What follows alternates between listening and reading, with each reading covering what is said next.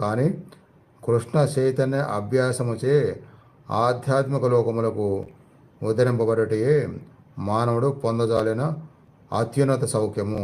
అందుచే కృష్ణ చైతన్యంతో కూడిన జీవితం ఒకటే భౌతిక జీవిత సమస్యలకన్నిటికీ పరిష్కారము.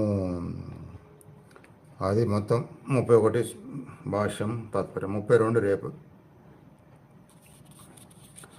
భగవత్ చైతన్యంతో ఉండటమే అన్నిటికీ గొప్ప పరిష్కారం అని అక్కడ ఒక పాయింట్లో చెప్పినమాట.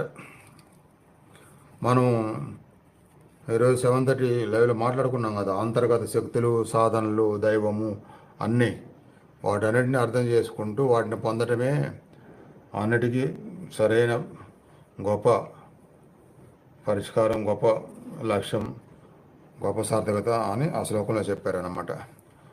ఓ